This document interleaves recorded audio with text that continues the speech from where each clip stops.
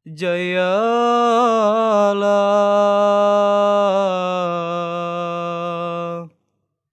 Indonesia.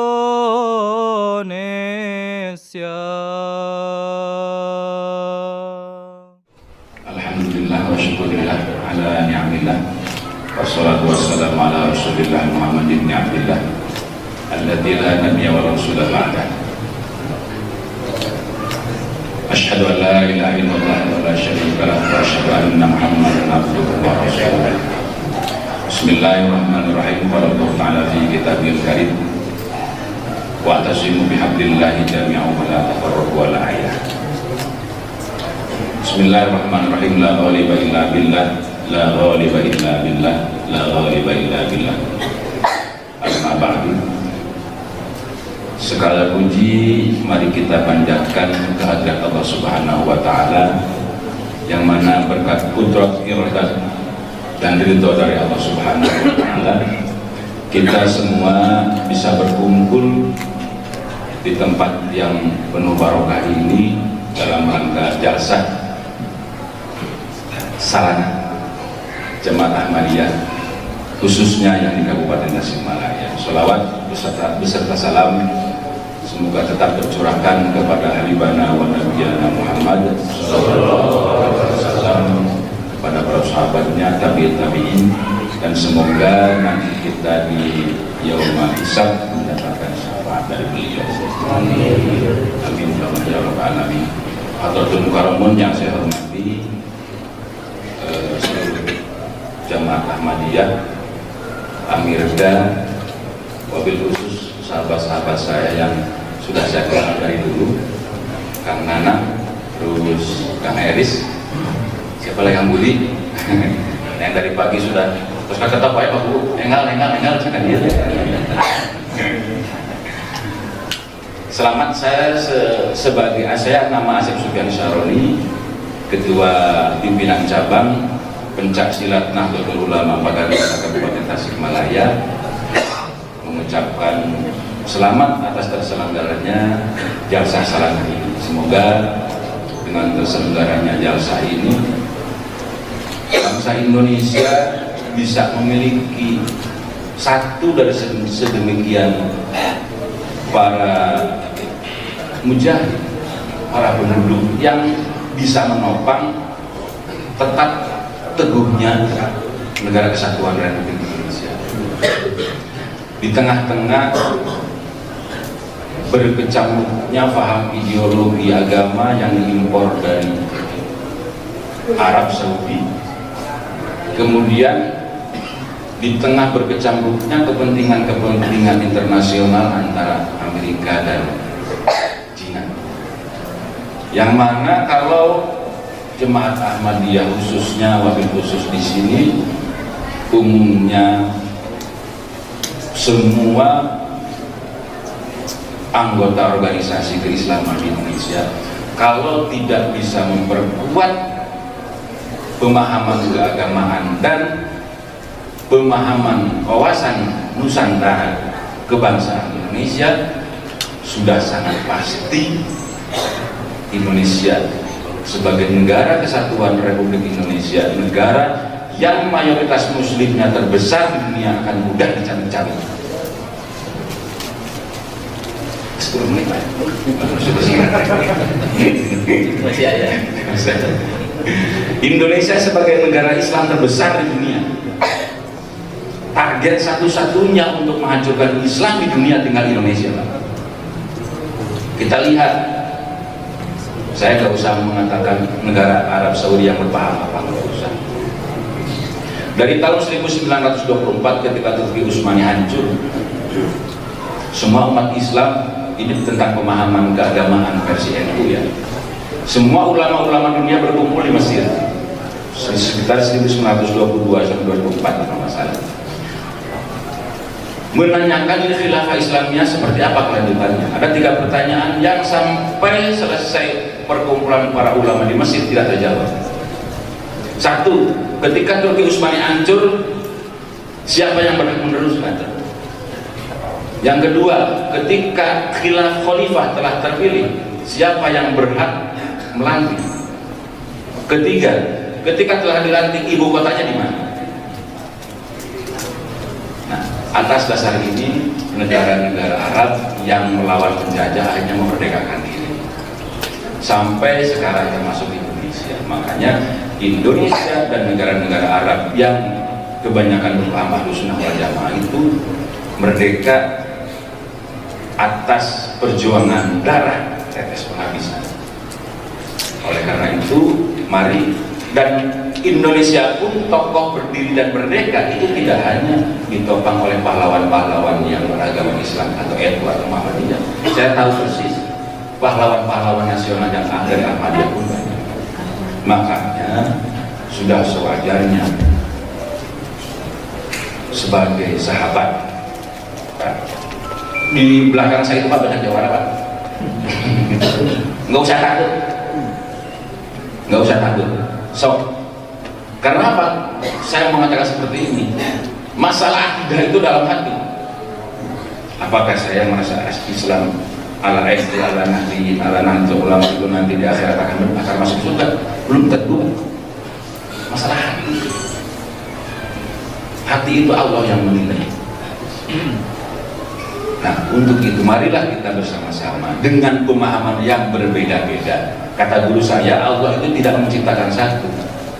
Allah itu menciptakan beragam ilmu, beragam faham, beragam suku bangsa, bahasa.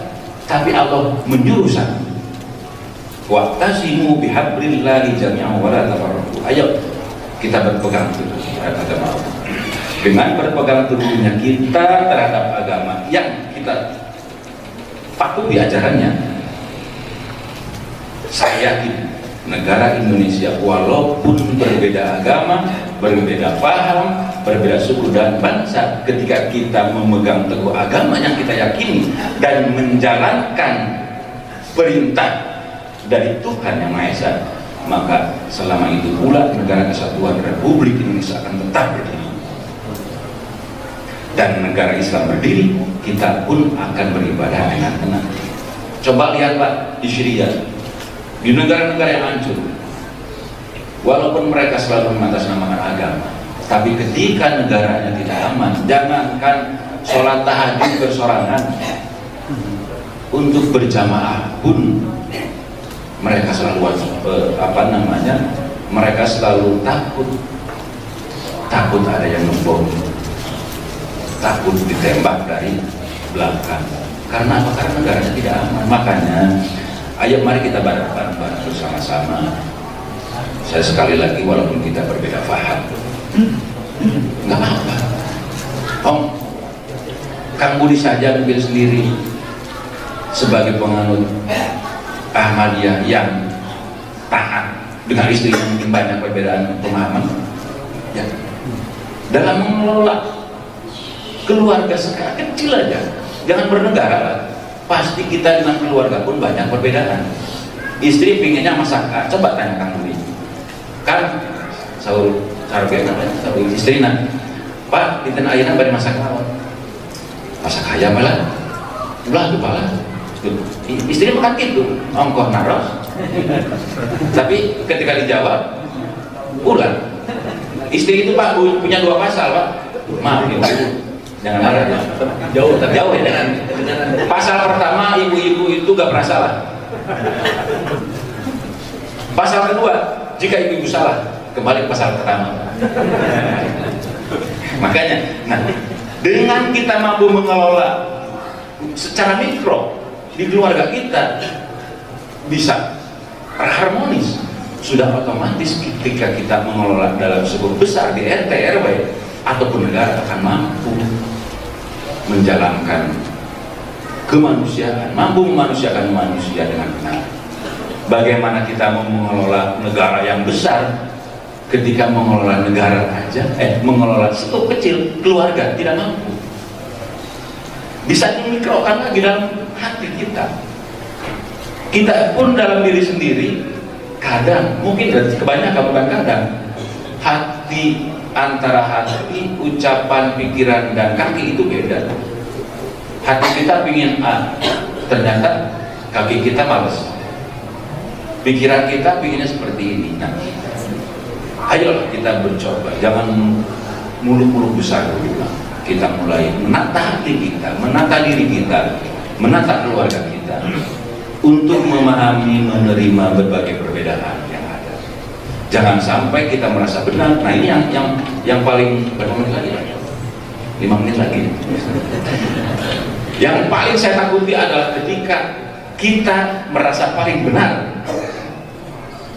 kita merasa paling suci, orang lain salah. Itu yang harus kita waspada. Karena apa? Rubba qari'in walakin yan'anu, rubba sholatin walakin yan'anu, rubba sha'imin walakin yan'anu. Banyak orang yang sholat tapi sholat di akhirat akan melaknat. Banyak orang yang puasa tapi puasa tersebut akan melaknat di akhirat. Banyak yang membaca Quran tapi Quran akan melaknat di akhirat. Kenapa? Karena merasa paling benar, yang lain salah. Ketika seseorang sudah dihinggapi rasa paling benar, maka kepada orang lain akan menganggap mereka calon neraka, mereka calon ahli neraka. Padahal bukan. Semua umat manusia di dunia, tidak hanya Islam, akan ketika menjelang ajal akan menghadapi dua pilihan, baik itu ulama ataupun yang lainnya. Husnul khotimah apa su'ul khotimah, semua orang akan memilih itu. Supaya tidak jatuh kepada su'ul khotimah seperti apa? Saya bisa gambarkan. Ketika ada ibu sedang mengandung, kita pasti bertanya-tanya, ini anak yang dilahirkan nanti akan menjadi anak yang soleh apa? Enggak. Gampang Pak. Lihat perilaku ibunya, lihat perilaku orang tuanya, lihat makanan apa yang dimakan oleh orang tuanya. Itu anak sudah pasti tidak akan jauh akan seperti itu. Ketika orang di dunia lahir, berproses dari awal sampai akhir, ini di akhirat, di alam kubur akan termasuk orang yang baik apa enggak? Lihat kehidupannya seperti apa? Lihat, jangan gak usah ditanya, jangan usah ditanya ke yang bersangkutan. Lihat dia bergaul sama siapa. Gampang. Kalau bergaulnya sama orang soleh, sudah pasti tidak akan jauh lah. Lalu orang bergaul dengan tukang cai, pasti kacipratan. Lalu orang gaul dengan tukang minyak, pasti kawangian. Walaupun ada beberapa khawarikul adat lah, kalau di NU ya, ada seperti Gusmi. Gusmi itu tiap hari gaul di diskotik, tiap hari. Tapi emang menurut pemahaman kami, emang beliau seorang waliullah yang ditugaskan di sini. Nah, proses-proses kehidupan seperti inilah, ayo kita bareng-bareng sama dia. Saya dari NU, mewakili NU, wabil khusus mewakili perguruan silat Nahdlatul Ulama Pada Nusa Kabupaten Tasikmalaya. Ayo kita bersama-sama kita didik anak kita berwawasan keagamaan yang kafah, berwawasan kenegaraan yang sempurna, supaya antara agama dan negara itu bisa berjalan beriringan. Ketika agamanya kuat, sudah pasti akan menjadi seorang warga negara yang taat. Nah, inilah yang disebut Darussalam, kata Gus Dur. Makanya NU itu bukan Darul Islam. Yang didakwahkan oleh NU adalah itu, kita harus menciptakan Darussalam yang bisa memberi keselamatan kepada siapa, bukan Darul Islam. Karena Indonesia itu undang-undangnya sangat Islami sekali. Udah nggak usah saya jelaskan lebih panjang karena waktunya sudah habis. Itu mungkin sambutan dari saya, sambutan yang aku ya, sambutan yang singkat ini. Semoga saya mewakili teman-teman jawara di Bagan Nusa Kabupaten Tasikmalaya bisa diterima di Jamaah Ahmadiyah sebagai sahabat. Ketika saya hadir, saya mungkin nggak tahu, nggak kenal semuanya. Tolong sapa duluan.